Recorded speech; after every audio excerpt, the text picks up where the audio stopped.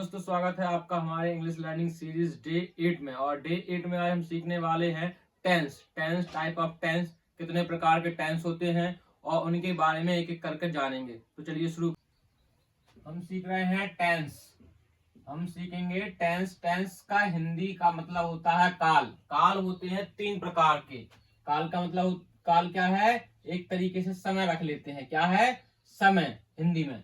और काल काल कितने प्रकार के होते हैं? 3 प्रकार के। उनके बारे में जानेंगे। पहला हो जाएगा हमारा प्रेजेंट, PRESENT, प्रेजेंट। दूसरा हमारा जो टेंस होगा वो होगा हमारा पास्ट। और जो तीसरा टेंस होगा वो हमारा होगा फ्यूचर। तीसरा क्या होगा? फ्यूचर। और इनके चार चार टेंस होते हैं। प्रेजेंट के 4 प्रकार के टेंस होते हैं। कौन कौन से इसके बारे में पढ़ेंगे हम प्रेजेंट के। देखिए, प्रेजेंट इंडेफिनिट। प्रेजेंट पहला है हमारा प्रेजेंट इंडेफिनिट, या इसको कहते हैं सिंपल प्रेजेंट। क्या कह देंगे? Simple present. Present indefinite, present indefinite, ठीक है। या इसको कह देंगे सिंपल प्रेजेंट। इसको क्या कह देंगे? Simple present.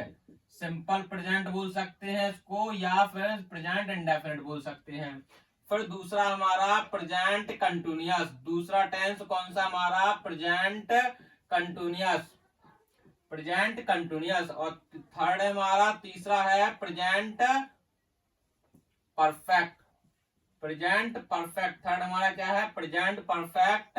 और फोर्थ है हमारा, चौथा है present perfect continuous. Perfect continuous. Present perfect continuous. अब देखिए, इनके बारे में हम एक एक करके हर एक वीडियो में जानेंगे। देखिए, इसका पहला पॉइंट ये, दूसरा ये, और तीसरा पार्ट ये है, चौथा पार्ट ये है। तो हम इसके बारे में जानेंगे सिंपल प्रेजेंट या प्रेजेंट इंडेफिनिट के बारे में। प्रेजेंट इंडेफिनिट की पहचान मैं बता देता हूं आपको। जिस वाक्य की क्रिया के अंत में ता लगा रहता है, या ती लगा रहता है, या ते लगा रहा हो, तो उसको क्या कह देंगे? प्रेजेंट इंडेफिनिट में आता है। देखिए, मैं यहाँ एक करके बताऊंगा। प्रेजेंट इंडेफिनिट, जिस वाक्य क्रिया के अंत में वह किताब पढ़ता है, वह किताब पढ़ता है, वह किताब पढ़ता है। वाक्य क्रिया के अंत में क्या लगा हुआ है? ता। पढ़ना क्या है? क्रिया। क्रिया के अंत में लगा हुआ है ता। तो कैसे होगा? ही, READ, रीड। इसमें एस लगाएंगे। एस क्यों लगा रहे हैं? क्योंकि जो सब्जेक्ट है हमारा वो क्या है? सिंगुलर है। अगर वाक्य में सब्जेक्ट सिंगुलर हो और सिंपल वाला प्रेजेंट हो तो उसमें वर्ब में एस लगाते हैं। Reads the book, reads the book. यहां आप देख सकते हैं इसका स्ट्रक्चर कैसे है। प्रेजेंट इंडेफिनिट की जो सहायक क्रिया होती है वो डू या डज कहते हैं। सहायक क्रिया का मीन्स होता है हेल्पिंग वर्ब। प्रेजेंट इंडेफिनिट की सहायक क्रिया क्या है? डू या डज। या तो डू लगाएंगे या डज लगाएंगे, इनमें से एक। ये कब लगाएंगे? सब्जेक्ट को देख कर तब हम डू या डज का प्रयोग करेंगे। अगर हमारा सब्जेक्ट सिंगुलर है तो डज लगाएंगे, और सब्जेक्ट प्लूरल है तो हम डू लगाएंगे। ये कब? नेगेटिव में प्रयोग होगा, है ना, इंट्रोगेटिव में प्रयोग होगा, अदर इंट्रोगेटिव में प्रयोग होगा इनका प्रयोग। और अगर हमारा अफर्मेटिव है और सिंपल वाला है तो वर्ब में एस या ईएस लगाएंगे, बिल्कुल इसी की तरह। वर्ब में एस या ईएस कब लगाएंगे? जब सब्जेक्ट हमारा क्या हो? सिंगुलर हो, तब हम वर्ब में एस या ईएस लगाएंगे। और अगर सब्जेक्ट हमारा प्लूरल हो तब हम एस या ईएस वर्ब में नहीं लगाएंगे। देखिए, ये हमारा सिंपल था। इसका जो स्ट्रक्चर है, रूल्स है बनाने का, सिंपल वाले सेंटेंस का, वो कैसे बनेगा? पहले हम सब्जेक्ट को देखेंगे, फिर वर्ब। ठीक है, वर्ब में क्या लगाएंगे? एस या ईएस। कब लगाएंगे? सब्जेक्ट को देख करके लगाना। अगर सब्जेक्ट सिंगुलर होगा तब वर्ब में एस या ईएस लगाएंगे, अन्यथा नहीं लगाएंगे। फिर उसके बाद में आएगा आपका ऑब्जेक्ट। जैसे मैंने देखिए एक एग्जांपल लिया है, वह किताब पढ़ता है। ये सिंपल वाला है। कौन सा है? सिंपल वाला है, सिंपल प्रेजेंट है। तो इसका रूल्स क्या है? सिंपल प्रेजेंट का अफर्मेटिव। क्या है ये? सिंपल प्रेजेंट का अफर्मेटिव, है ना, सकारात्मक वाक्य। सब्जेक्ट, सब्जेक्ट हमारा क्या है, काम करने वाला क्या है, वह शब्द है, यानी पढ़ने का काम कौन कर रहा है, वह, तो हमने ही लिख लिया। अब क्या कह रहा है, ये वर्ब ढूंढो इसमें से, यानी क्रिया क्या कर रहा है, पढ़ना, पढ़ना क्या हो गया, रीड। अब देखिए एस या ई एस, इसमें एस इसलिए लगा है क्योंकि हमारे सब्जेक्ट है वो क्या है, सिंगुलर है, तो सिंगुलर के साथ में एस या ई एस का प्रयोग होगा। उसके बाद में ऑब्जेक्ट, मैं बता देता हूं सिंगुलर में कौन कौन से सब्जेक्ट आ जाते हैं। देखिए सिंगुलर में मैं बताऊंगा आपको, यहां बता देता हूं। देखिए सिंगुलर में देखिए ही, प्रोनाउन वाले शब्द बता रहा हूं मैं, प्रोनाउन और साथ में बताऊंगा नाउन वाले, ही, शी और इट, या किसी एक व्यक्ति का नाम यूज हो रहा हो, किसी एक व्यक्ति का नाम यूज हो रहा हो, या कोई एक व्यक्ति क्रिया कर रहा हो, तब वर्ब में हम एस या ई एस लगाएंगे, वर्ब में हम एस या ई एस लगाएंगे इसके साथ में, ठीक है। और अगर सब्जेक्ट हमारा जैसे दे हो गया, यू हो गया, वी हो गया, ठीक है ना, ऐसे या फिर एक से अधिक नामों का प्रयोग हो रहा हो वाक्य में क्रिया करने वाले का, तो वर्ब में हम एस या ई एस नहीं लगाएंगे, वर्ब में हम एस या ई एस नहीं लगाएंगे। इनके साथ में ही, शी, इट, या किसी एक व्यक्ति का नाम हो, जैसे राम किताब पढ़ता है, तो खाली राम का नाम लिया जा रहा है, एक ही काम कर रहा है, तो वर्ब में एस या ई एस लगाएंगे। यहाँ दे, यू, वी, इनके साथ में हम वर्ब में एस या ई एस नहीं लगाते हैं, क्योंकि ग्रामर में इनको प्लूरल माना गया है, इसको सिंगुलर माना गया है। तो आशा करता हूं ये आपको समझ में आ रहा होगा यहाँ तक की, है ना। अब देखिए नेगेटिव, इसका नेगेटिव सेंटेंस जो बनाएंगे हम वो कैसा रहेगा। नेगेटिव में मैं बताया था डू या डज का प्रयोग होता है, सिंगुलर के साथ में डज का प्रयोग करेंगे और प्लूरल के साथ में डू का प्रयोग करेंगे। तो देखिए पहले हम सब्जेक्ट को ढूंढेंगे, काय में से, वाक्य में से, है ना, फिर हम डू या डज लगाएंगे, क्या लगाएंगे, डू या डज। उसके बाद में नॉट, फिर आएगा हमारा वर्ब, और वर्ब के बाद में आएगा हमारा ऑब्जेक्ट। तो देखिए इस तरीके से इसमें आपको करना है। मैं एक एग्जांपल लेता हूं, यहां देखिए मैं एक एग्जांपल लेता हूं, वह, मैं एक सेकंड ऐसे करके लेता हूं, राम किताब पढ़ता है, राम किताब नेगेटिव वाला है तो नहीं पढ़ता है। तो देखिए पहले इसमें हमें सब्जेक्ट ढूंढना, सब्जेक्ट क्या होता है, जो क्रिया को करता है उसको हम सब्जेक्ट कहते हैं। तो ये पढ़ना, पढ़ता, पढ़ते की क्रिया कौन कर रहा है, पढ़ने की क्रिया कौन कर रहा है, राम, तो राम हमारा क्या है, सब्जेक्ट। और राम अकेला है, पढ़ने का काम केवल राम अकेला कर रहा है, राम किताब पढ़ता है, तो राम अकेला है तो क्या लगाएंगे, यहाँ डज लगा देंगे। डज के बाद में देखिए डू या डज में से मैंने एक ले लिया सब्जेक्ट के अनुसार, फिर इसके बाद में क्या कह रहा है, नॉट, तो हम यहाँ लगाएंगे नॉट। फिर वो क्या कह रहा है, नॉट के बाद में वर्ब को ढूंढिए, इसमें वर्ब कहाँ है, तो पढ़ता, पढ़ता क्या है, वर्ब है, तो पढ़ने की अंग्रेजी हमारी क्या होगी, रीड, क्या होगी, रीड। अब यहाँ एस एस नहीं लगाना है, एस एस तो केवल सिंपल अफर्मेटिव में लगता है। फिर उसके बाद में वो क्या कर रहा है, ऑब्जेक्ट, यानी किस, क्या पढ़ता है, वो किताब पढ़ता है, तो यहाँ आप लिख देंगे द बुक, क्या लिख देंगे, द बुक। इस तरीके से आपका क्या हो जाएगा, नेगेटिव सेंटेंस बन जाएगा।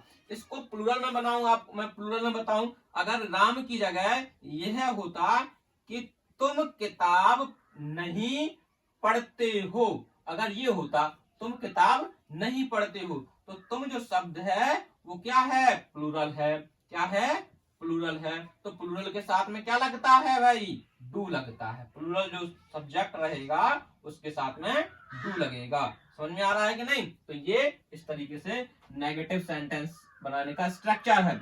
अब मैं बताता हूं आपको इंटेरोगेटिव, इंटेरोगेटिव सेंटेंस जिसमें पहले क्या शब्द है, पहले क्या शब्द लिखा हो, उसके लिए क्या करते हैं, वाक्य के पहले क्या शब्द हो, तो पहले क्या की अंग्रेजी हम हेल्पिंग वर्ब डू या डज में से प्रयोग करते हैं सब्जेक्ट के अनुसार। सब्जेक्ट हमारा सिंगुलर होगा तो हम क्या की अंग्रेजी डज लगाएंगे, अगर हमारा सब्जेक्ट प्लूरल होगा तो डू लगाएंगे, है ना। उसके बाद में हम वर्ब करेंगे और वर्ब के बाद में ऑब्जेक्ट करेंगे और पीछे क्वेश्चन मार्क लगाना बहुत जरूरी है। यही देख लेते हैं, देखिए इसी सेंटेंस को बना देता हूं मैं, क्या तुम किताब पढ़ते हो, क्या तुम किताब पढ़ते हो, तो इसको कैसे बनाएंगे, स्ट्रक्चर क्या बोल रहा है कि क्या की अंग्रेजी डू या डज, यानी हेल्पिंग वर्ब लगाते हैं। जिस सेंटेंस का हम वाक्य कर रहे हैं उस सेंटेंस की हेल्पिंग वर्ब लगाते हैं। जैसे प्रेजेंट इंडेफिनिट कर रहे हैं तो प्रेजेंट इंडेफिनिट की हेल्पिंग वर्ब क्या है, डू या डज। तो डू या डज क्या की अंग्रेजी है, पहले लगा है, ये पहले क्या है तो इसकी अंग्रेजी हेल्पिंग वर्ब होगी। अगर ये क्या शब्द वाक्य के बीच में आएगा तो व्हाट लगेगी, ठीक है ना। तो ये पहले क्या आ गया है तो सब्जेक्ट को देख करके हम डू या डज लगाएंगे। सब्जेक्ट हमारा प्लूरल है तो क्या की अंग्रेजी क्या लगेगी, डू। फिर हम सब्जेक्ट को ढूंढेंगे यू। फिर क्या कह रहा है, सब्जेक्ट के बाद में वर्ब, पढ़ने की अंग्रेजी क्या है हमारी, रीड। उसके बाद में डू यू रीड। उसके बाद में क्या कह रहा है, ऑब्जेक्ट द बुक। उसके पीछे क्वेश्चन मार्क लगा देंगे, समझ में आ रहा है ना। तो ये क्या हो गया हमारा इंट्रोगेटिव, इंट्रोगेटिव सेंटेंस है उसको बनाने का स्ट्रक्चर हो गया। अब देखिए interrogative, interrogative negative. Interrogative negative क्या होता है कि वाक्य के पहले क्या लगा होगा, क्या, क्या शब्द लगा होगा, क्या शब्द लगा होगा और बीच में क्या आएगा, नहीं शब्द, नहीं शब्द जुड़ा होगा, है ना। तो इसका कैसा बनेगा, क्या की अंग्रेजी लिखेंगे पहले डू या डज, सब्जेक्ट को देख करके। सब्जेक्ट सिंगुलर होगा तो हम डज लगाएंगे और सब्जेक्ट प्लूरल होगा तो हम क्या की अंग्रेजी डू लगाएंगे। उसके बाद में हम नॉट लिखेंगे, नहीं की अंग्रेजी। फिर उसके बाद में वर्ब को ढूंढ करके लिखेंगे, फिर ऑब्जेक्ट लिखेंगे, फिर क्वेश्चन मार्क। देखिए इसी को कर देते हैं हम, क्या, अब मैं इसको सिंगुलर बना के बताता हूं, क्या राम किताब, किताब नहीं पढ़ता है, नहीं पढ़ता है। देखिए तो यहाँ पे थोड़ा सा क्या हो गया, राम सिंगुलर है तो सिंगुलर है तो क्या की अंग्रेजी में क्या लिखूंगा, डज लिखूंगा। क्यों, क्योंकि सब्जेक्ट के साथ सब्जेक्ट के अनुसार क्या की अंग्रेजी बदलती है। अगर सिंगुलर है तो डज लगेगी क्या की अंग्रेजी, अगर प्लूरल है तो डू लगेगी। प्रेजेंट इंडेफिनिट की बात कर रहा हूं मैं यहाँ पर, तो डज लगा दिया। उसके बाद में राम क्या हो गया हमारा, सब्जेक्ट है। सब्जेक्ट के बाद में स्ट्रक्चर क्या बोल रहा है कि नॉट लगाना भाई, तो हम यहाँ पर के नॉट लगा देंगे, नॉट लगा दी। फिर स्ट्रक्चर क्या बोल रहा है, वर्ब को ढूंढिए भाई। वर्ब हमेशा लास्ट में मिलती है पढ़ता, तो पढ़ने की अंग्रेजी क्या हो जाएगा, रीड होगा, है ना। तो रीड हो गया, does Ram not read. Object क्या है भाई, द बुक। ऑब्जेक्ट हमारा क्या है, द बुक। पीछे क्वेश्चन मार्क लगाना बहुत जरूरी है ना। तो ये क्या हो गया, इंट्रोगेटिव नेगेटिव सेंटेंस का बनाने का स्ट्रक्चर हो गया। अब मैं आपको बताता हूं WH फैमिली वाले वर्ड्स यानी अदर इंट्रोगेटिव में आते हैं। कौन से में आते हैं ये, other interrogative. Other interrogative sentence बनाने का स्ट्रक्चर क्या होता है कि पहले हम WH फैमिली वाले वर्ड्स लिखते हैं, ठीक है, यानी यहाँ क्वेश्चन मार्क शब्द, ठीक है, क्वेश्चन मार्क शब्द लिखते हैं। फिर डू या डज, डू या डज लिखते हैं किसके अनुसार, सब्जेक्ट के अनुसार लिखते हैं। किसके अनुसार लिखते हैं, सब्जेक्ट के अनुसार लिखते हैं। उसके बाद में वर्ब लिखेंगे, फिर उसके बाद में ऑब्जेक्ट लिखेंगे, फिर क्वेश्चन मार्क लगाएंगे। WH फैमिली, जैसे कि वाक्य के बीच में क्या, वाक्य के बीच में क्या आ जाए, वाक्य के बीच में क्या आ जाए, ठीक है, क्यों आ जाए, कब आ जाए, कैसे आ जाए, तो इनकी अंग्रेजी क्या होगा, पहले निकल कर आएगी। क्या होगा, पहले निकल के आएगी। देखिए मेरा डस्टर थोड़ा सा ऐसा है ना, तो मैं इस मफलर से थोड़ा सा इसको रेज करूंगा, फिर मैं एग्जांपल देता हूं आपको अदर इंट्रोगेटिव सेंटेंस का। देखिए अगर भी आप वीडियो अच्छी लग रही हो तो चैनल को जरूर सब्सक्राइब करें और वीडियो को लाइक करें। देखिए मैं बता दूं यहाँ पर, देखिए एक एग्जांपल लेते हैं हम कि राम किताब, थोड़ा इसको